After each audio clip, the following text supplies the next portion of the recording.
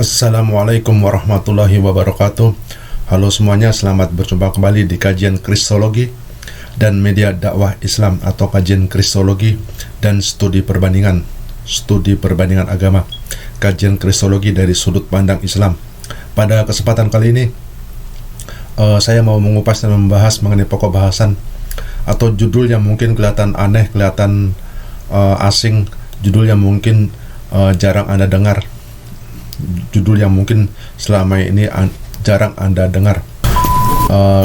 Gawat nih, Yesus Kristus sedang dihajar, sedang diserang oleh pihak gereja. Nah, ini fakta dan realitasnya memang begitu ya. Jadi Yesus itu sebenarnya adalah korban. Yesus itu sebenarnya adalah korban dari niat kejahatan kriminal yang dalam sejarahnya dilakukan oleh Paulus dari Tarsus. Paulus adalah pelopor, pencetus, dan pendiri ideologi lambang salib yang didukung, yang disokong, yang dibantu oleh Kekaisaran Romawi. Nah, ini kalau kita berbicara masalah sejarah. Nah, selama ini mungkin kalau Anda umat Kristen yang mendengar kajian atau pokok bahasan ini, Anda kalau mendengar Yesus kan dari pihak gereja gitu, dari sudut pandang gereja, Yesus itu kan kelihatannya wah, manis banget. Yesus itu dianggap atau dipandang, kesannya Yesus itu adalah telah berkorban, seolah-olah Yesus itu adalah seorang pahlawan yang telah berjasa, yang telah berkorban menebus dosa dengan pertumpahan darah di tiang salib. Nah, itu sisi gambaran dari sudut pandang umat gereja. Jadi Yesus itu kelihatan manis, baik banget, telah berjasa, telah berkorban, mengorbankan darahnya untuk menebus dosa, sehingga siapapun yang percaya akan masuk surga. Nah, itu narasi cerita dari sudut pandang gereja yang selama ini Anda dengar. Nah, itu baru satu sisi gitu. Ibaratnya kalau ada koin, ada uang koin logam tuh. Nah, yang namanya koin uang logam itu kan ada dua sisi. Nah, Anda selama ini selalu melihat dari satu sisi aja. Jadi, saya sarankan coba lihat dari sisi lain. Jadi segala sesuatu itu ada dua sisi. Sama ibaratnya seperti koin.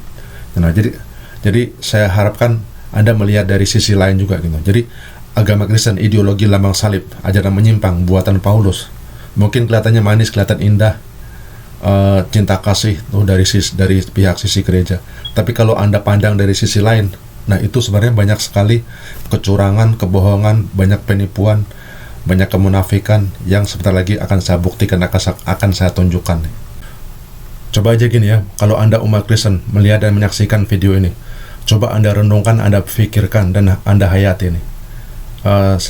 Tolong jawab pertanyaan saya ini nih. Apakah Yesus itu seorang penjahat? Apakah Yesus itu pernah berbuat dosa?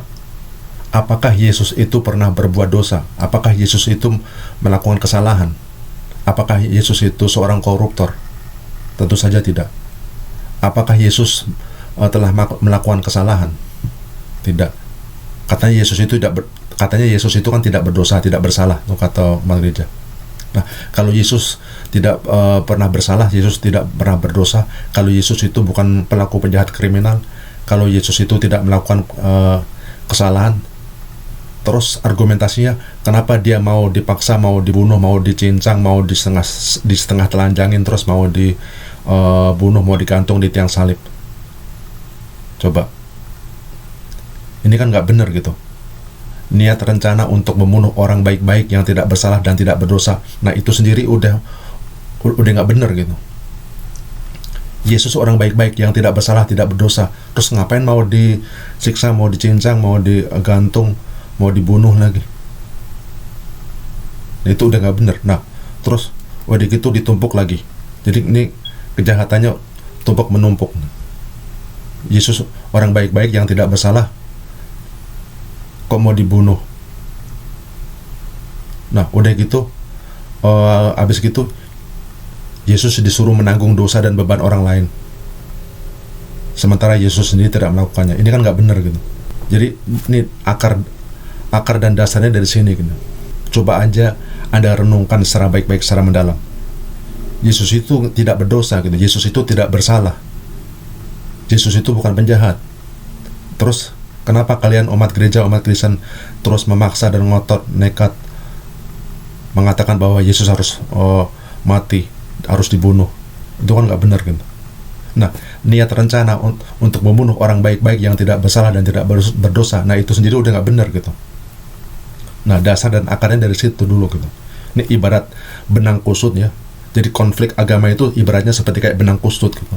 Nah, kita harus tahu nih ujung pangkalnya di mana. Nah, ujungnya tuh mulai dari sini gitu.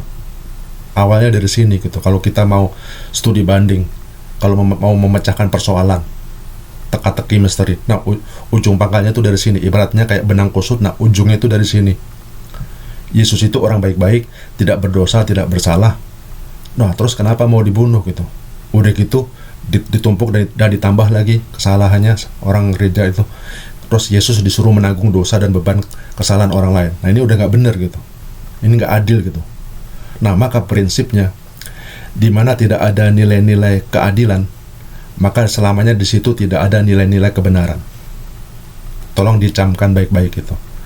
Karena keadilan itu sejalan paralel dengan kebenaran. Jadi di mana tidak ada nilai-nilai keadilan, maka selamanya di situ tidak ada nilai-nilai kebenaran. Jadi intinya nggak benar sama sekali itu ideologi lambang salib, ajaran Kristen, agama Kristen, ciptaan Paulus itu. Oke, baik, poin dan argumentasi berikutnya nih ya. Jadi Yesus Kristus itu bukan seorang Kristen ya. Tolong camkan dan dengarkan baik-baik.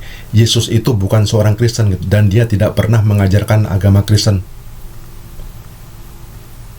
Coba aja Anda buktikan. Anda cari di Alkitab, di Alkitab Bible Anda. Ada nggak di situ? Ada nggak di situ di dalam Bible dari ucapan Yesus yang mengatakan bahwa saya ini Kristen dan kamu pengikut saya adalah Kristen? Nggak ada di situ ucapan Yesus.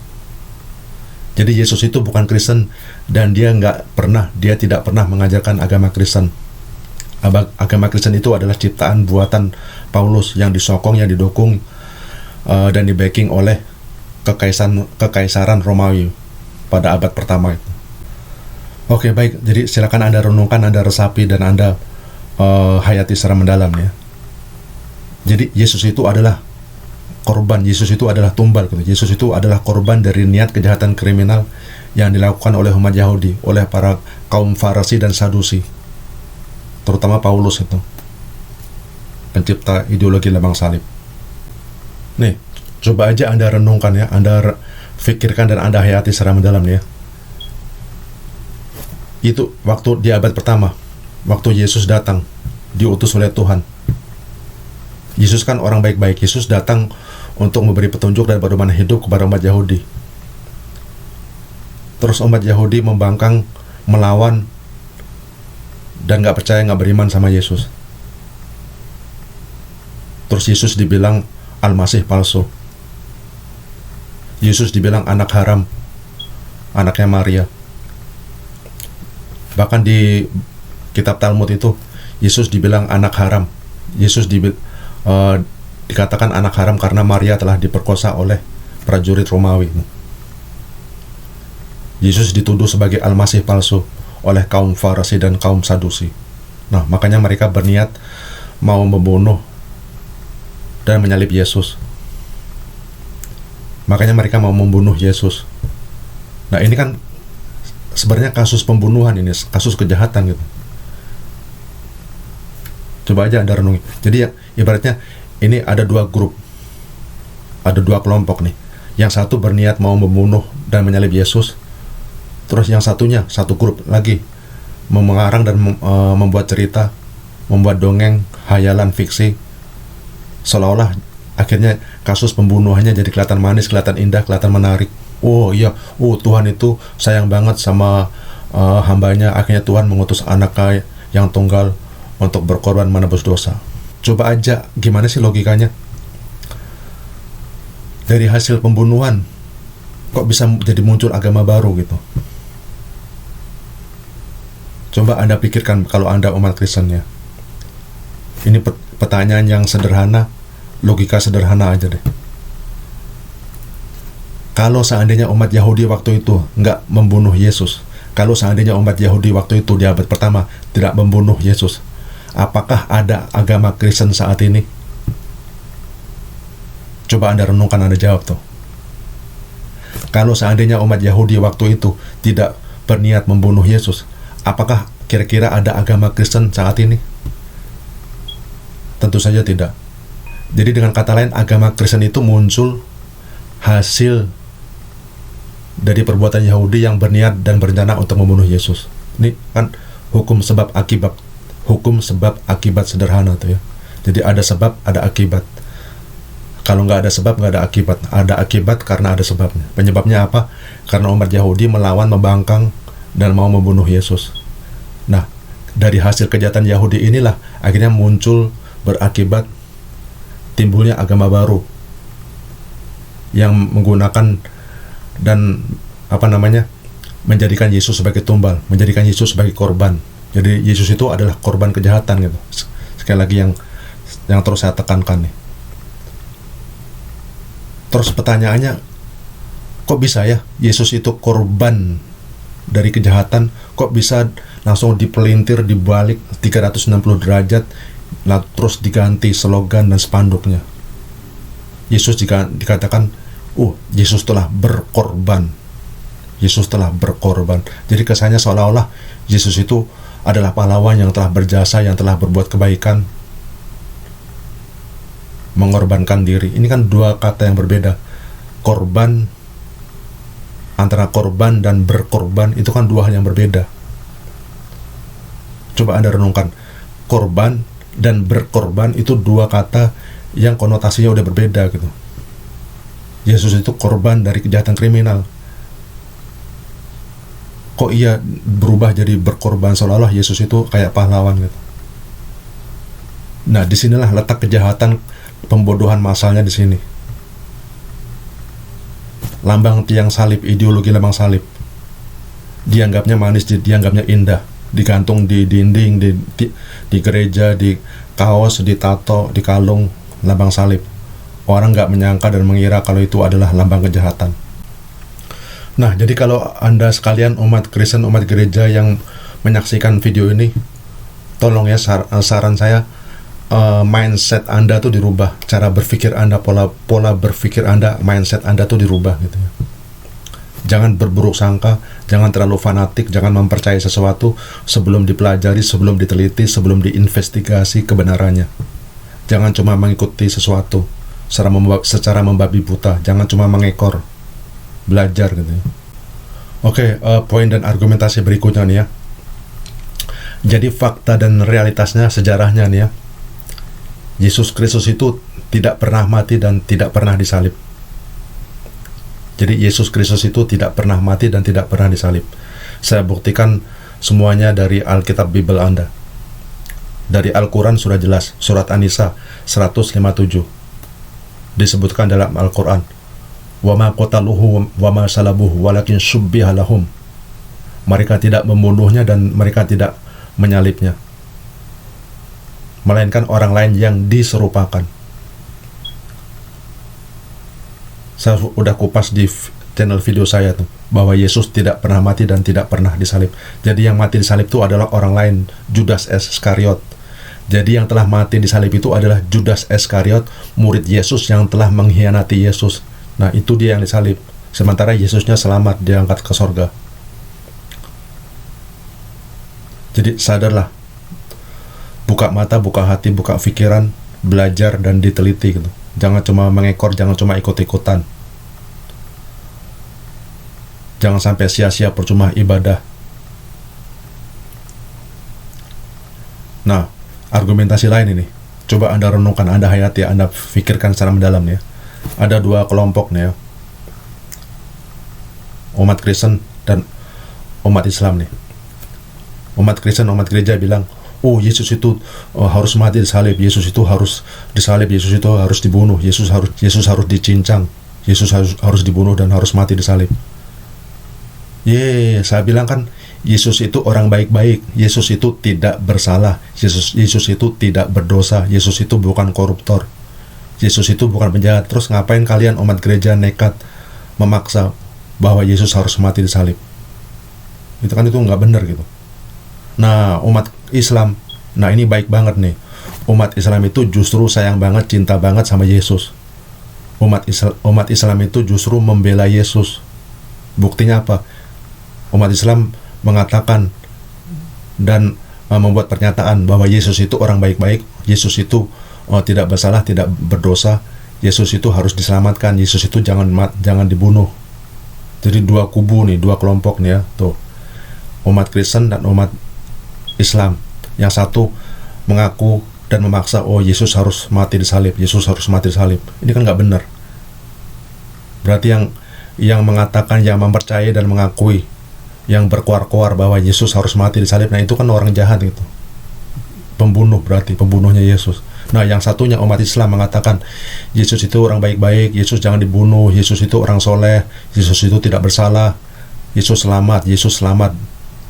Al-Quran disebutkan surat An-Nisa 157, Yesus tidak mati dan tidak pernah disalib.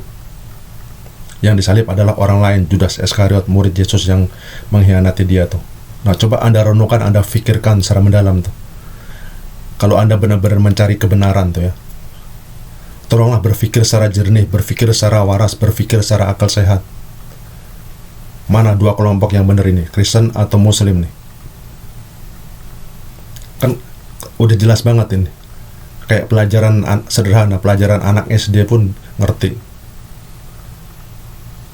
Umat Islam bilang Yesus itu orang baik-baik, orang soleh, dia tidak bersalah, dia tidak berdosa, dia harus diselamatkan, dia tidak pernah mati dan tidak pernah dibunuh, tidak pernah disalib. Yang satu umat gereja ngotot, nekat, memaksa, oh Yesus harus dibunuh, Yesus harus disalib. Coba Anda sadar nggak sih? Coba gunakan akal pikiran Anda untuk merenung, untuk meresapi dan menghayati nih pokok kajian persoalan ini.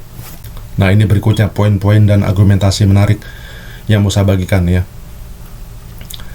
Jadi barang siapa yang mempercayai, barang siapa yang mengakui, barang siapa yang mengatakan bahwa Yesus telah mati disalib, ya mereka itulah para penjahat. Mereka itulah para penjahat yang telah membunuh Yesus. Coba aja Anda renungkan, Anda pikirkan ya. Umat Yahudi di abad pertama, para kaum Farisi dan kaum Sadusi, mereka berencana, mereka berkonspirasi untuk membunuh dan untuk menangkap, membunuh dan menyalib Yesus, orang baik-baik yang tidak bersalah. Terus muncullah agama baru dari hasilnya itu. Akibat hasil dari perbuatan jahat Yahudi, muncullah agama baru yang menggunakan ideologi lambang salib, menggunakan ikon lambang salib, menjadikan Yesus sebagai korban. Yesus dikorbankan, Yesus dikambing hitamkan. Terus labelnya dirubah, slogan spanduknya semuanya dirubah menjadi berkorban. Ini udah kejahatan, kemunafikan, penipuan, dan pembodohan massal. Kejahatan yang masif dan sistematis dan organis. Kejahatan terselubung yang terorganisir, terinstitusi, berabad-abad, bertahun-tahun, tumpuk-menumpuk. Yang satu membunuh, yang satu ngarang cerita, bikin hayalan, halusinasi, mengatakan bahwa Tuhan berubah menjelma jadi manusia, terus mengorbankan diri dengan pertumpahan darah untuk menebus dosa. Kan bohong semuanya itu. Yang satu membunuh, yang satu ngarang cerita. Jadi sama aja dua-duanya adalah pembunuh, sama aja dua-duanya adalah penjahat. Jadi umat gereja itu adalah penjahat, telah membunuh Yesus gitu. Walaupun tidak membunuh secara langsung, secara fisik, tapi dengan mengatakan, dengan mempercayai, dengan mengakui bahwa Yesus telah mati disalib, itu sama aja merupakan salah satu pembunuhan karakter. Saya ulangi lagi ya, dengan mempercayai, dengan mengakui, dengan mengatakan bahwa Yesus telah mati disalib, itu sama aja merupakan salah satu pembunuhan karakter. Itu artinya telah mengfitnah Yesus. Fakta dan realitasnya, sejarahnya bahwa Yesus itu tidak pernah mati dan tidak pernah disalib. Jadi siapapun yang mengatakan bahwa Yesus telah mati disalib, mereka telah mengfitnah Yesus dan melakukan pembunuhan karakter. Walaupun umat gereja, umat Kristen tidak membunuh Yesus secara langsung, secara fisik, tapi dengan mengatakan bahwa Yesus telah mati disalib, itu sama aja dengan salah satu pembunuhan karakter. Jadi intinya di sini, Yesus itu sedang diserang, Yesus itu sedang dihajar oleh pihak gereja, oleh umat Kristen. Jadi umat Kristen, umat gereja itu adalah musuhnya Yesus. Tapi mereka nggak sadar, mereka terlalu tertutup hati dan pikirannya, udah terlalu fanatik, terdoktrinasi oleh doktrin gereja. Nah, berikutnya nih ya, Yesus Kristus yang pada dasarnya identitas aslinya adalah seorang nabi. Yesus itu adalah manusia, seorang rasul, seorang nabi yang diutus hanya khusus terbatas untuk umat Yahudi pada waktu itu. Yesus adalah seorang nabi dan rasul yang diutus bagi umatnya sendiri, terus dirubah, diganti, dimodifikasi oleh Paulus dan kekaisaran Romawi. Yesus dimanfaatkan, Yesus dikambing hitamkan, Yesus dikorbankan. Disitulah kejahatan kemunafikannya. Untuk apa jadi? Apa untungnya gitu?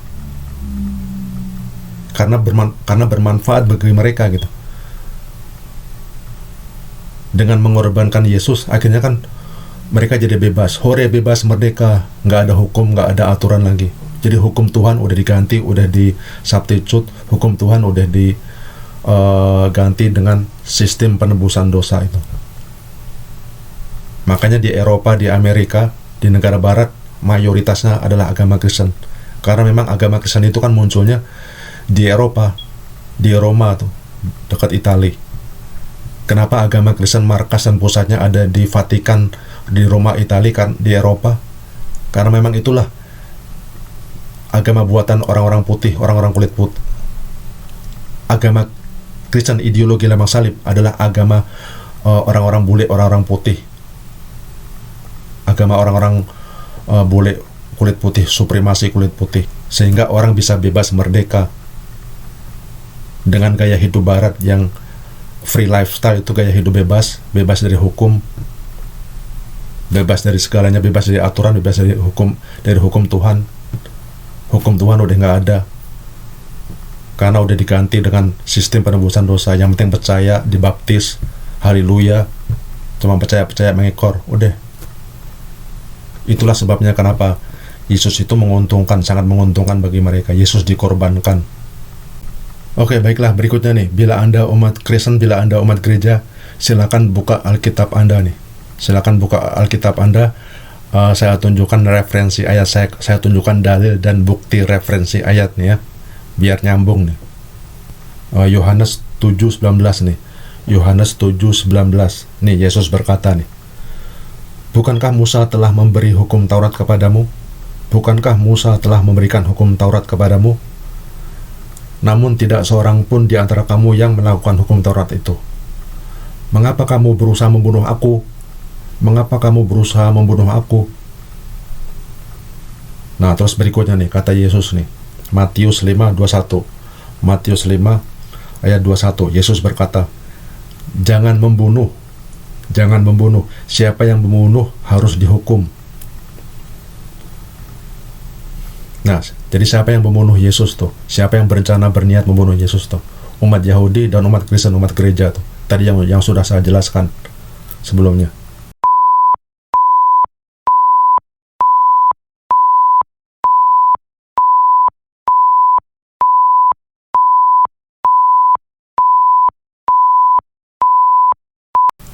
Nih, berikutnya lagi nih, Yohanes 8:44. Yohanes 8:44. Yesus berkata, "Iblis, setan atau iblislah yang telah menjadi bapakmu, dan kamu ingin melakukan keinginan bapakmu. Ia adalah pembunuh manusia sejak awal mula. Tidak hidup dalam kebenaran, tidak hidup dalam kebenaran, sebab di dalam dia tidak ada kebenaran, sebab di dalam dia tidak ada kebenaran. Apabila ia berkata, berdusta, ia berkata atas kehendaknya sendiri, sebab ia adalah pendusta dan bapa segala dusta."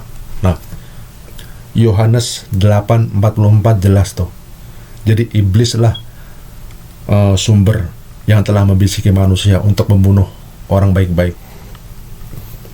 Jadi teman-teman, rekan-rekan sekalian, jadi agama Kristen atau ideologi lambang salib itu, dasar pondasi ajarannya adalah pembunuhan dengan menjadikan Yesus sebagai korban.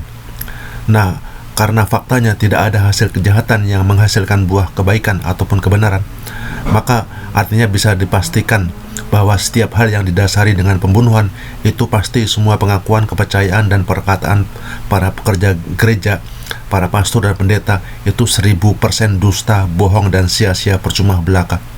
Nah, ini penjelasan dan analoginya begini. Anda pernah nggak lihat mesin giling daging? Kalau Anda kerja di restoran, di dapur, itu kan ada mesin penggiling tuh, mesin buat giling daging atau makanan. Nah, coba itu Anda renungkan, Anda pikirkan. Nah, di sana itu ada input, ada output, ada pemasukan, ada pengeluaran. Maksudnya gini, kalau Anda menggiling daging, maka yang keluar itu udah pasti daging, esensinya secara esensial. Kalau Anda menggiling buah, apakah yang keluar kotoran? Atau sebaliknya, kalau Anda menggiling, memasukkan tai kucing misalnya, apakah yang keluar daging segar? Kan nggak mungkin gitu. Jadi ada input, ada output, ada sebab, ada akibat. Kalau yang digiling adalah daging kambing, daging segar, yang keluar juga daging kambing, daging segar. Atau sebaliknya, kalau yang digiling adalah tai kucing, kotoran, yang keluar nggak mungkin buah-buahan segar, daging segar. Nah, demikian pula halnya dengan perumpamaan dan analogi yang sama. Kalau input, kalau penyebabnya adalah niat pembunuhan, kejahatan, maka hasilnya atau outputnya, hasilnya atau akibatnya adalah kejahatan pula.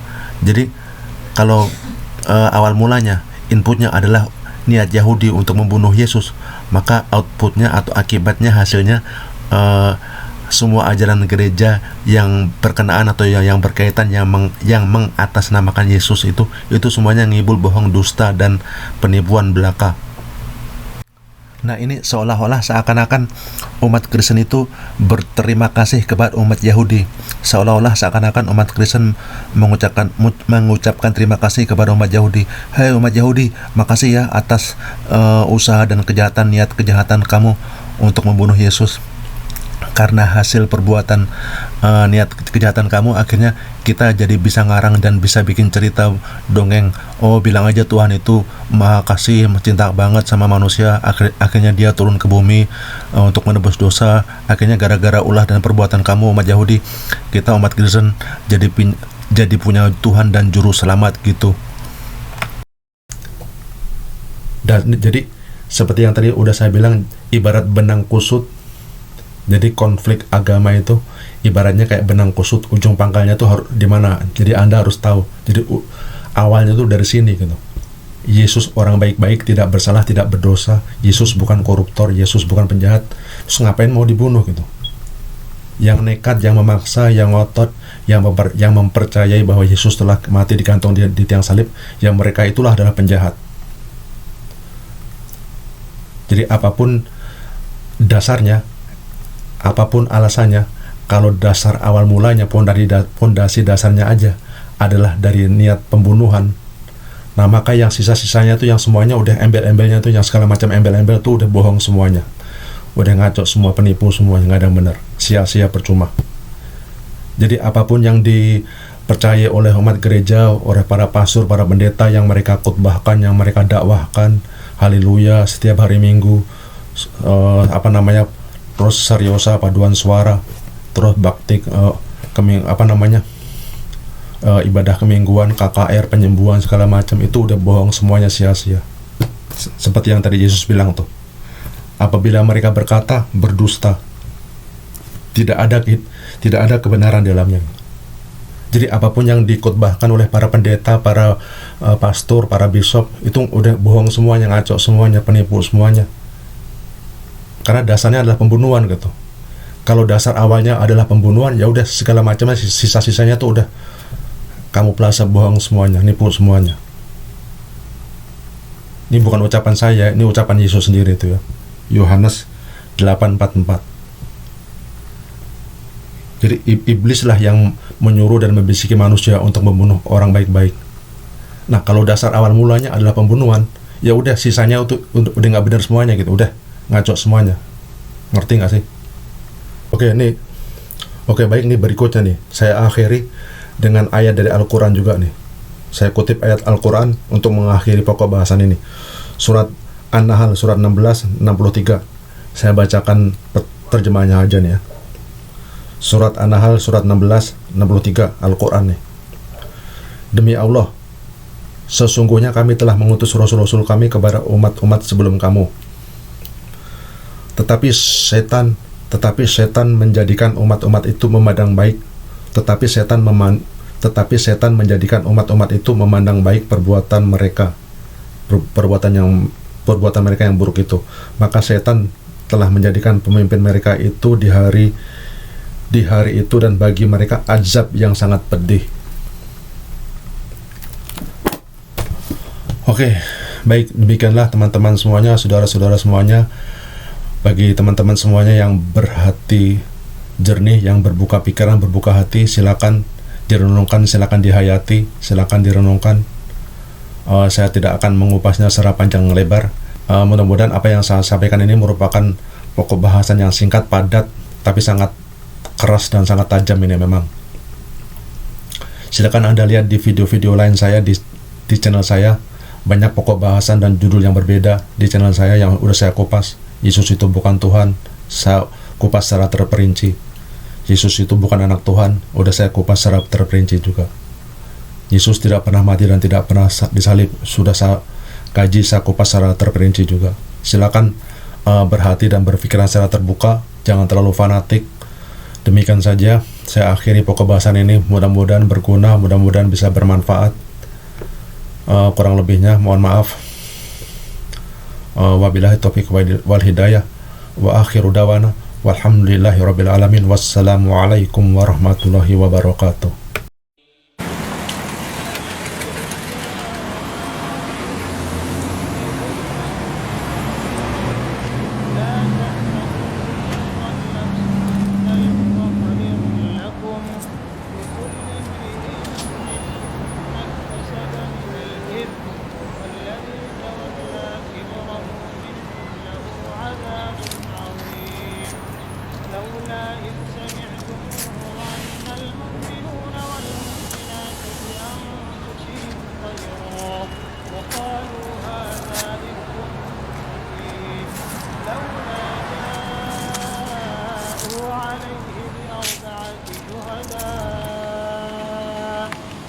Hi everyone, my name is Harry Kusranto from the Interfaith Study and Community Development Association in conjunction with Philadelphia Roundtable.